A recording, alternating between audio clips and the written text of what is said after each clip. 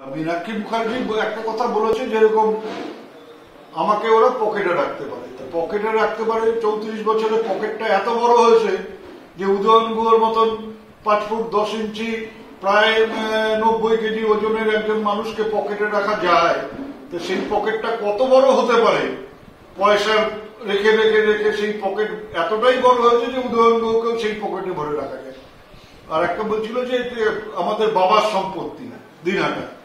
আমার বাবার সম্পত্তি না, কিন্তু বাবা এখানে মানুষের জন্য কাজ করেছেন, আমিও তার পথ ধরে এখানে মানুষের জন্য কাজ করবার চেষ্টা করি। মানুষ হয়তো অনেকে ভালোবাসেন, পাশে থাকেন। ওদের যদি ক্ষমতা থাকে, আমি মীনাক্ষী মুখার্জিকে বলছি যে আপনার তো এত ক্ষমতা, কোনো পুলিশ থাকবে না, কোনো মানুষ থাকবে না।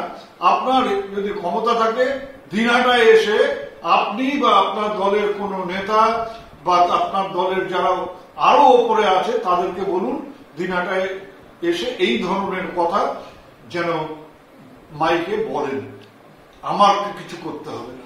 মীনাক্ষী মুখার্জি আরো একটি কথা বলেছেন যে আপনার মাথায় পুলিশের মাথায় যদি থাকতো তাহলে 2021 সালের 6ই মে যারা আমাকে আক্রমণ করেছিল তাদের অনেককে পুলিশ গ্রেপ্তার করতে পারেনি বা গ্রেপ্তার করেনি। আমার মাথায় যদি পুলিশের ছাতা থাকতো তাহলে আমি সেদিনকে দিনহাটা শহরে আক্রান্ত হতাম না। আমার মাথায় যদি পুলিশের ছাতা থাকতো তাহলে যারা 1, 2, 3 অপরাধী তারা সেদিন ধরা পড়ত, তারা সেদিন ধরা পড়েনি।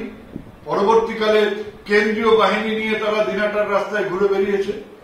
এখন কেন্দ্রীয় বাহিনী সরে গেছে, তারা রাস্তায় বেরোতে পারে না, তার জন্য আমি দায়ী না। কিন্তু আমি বলবো যে তাদের গলার স্বর, তাদের মুখের কথা এবং মীনাক্ষী মুখার্জিদের গলার স্বর, মুখের কথার মধ্যে একটা অদ্ভুত ধরনের মিল।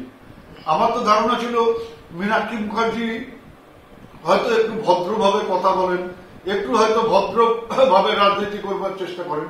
তা উনি এই ধরনের যখন ভাষা ব্যবহার করেন তখন ওনাকে এই চ্যালেঞ্জটাই দেওয়া থাকলো যে উনি আগামী 1 বছরের মধ্যে যেন দিনহাটায় এসে ওনার যে তেজ, ওনার যে জোশ, সেটা যেন দিনহাটার মাটিতে একবার দেখিয়ে দিয়ে যায়। আর আমি কিছু বললে পারে বিভিন্ন মিডিয়া উদয়নের মুখে কুকথা, উদয়ন আবার কুকথা বললো, এই ধরনের খবর করা হয়। কিন্তু গতকাল থেকে মীনাক্ষী মুখার্জির এই যে কথা, এই যে বাবা তুলে কথা, এই যে পকেটে রাখার কথা, আমি কোনো মিডিয়াকে, কোনো চ্যানেলকে দেখছি না সেটা প্রচার করতে।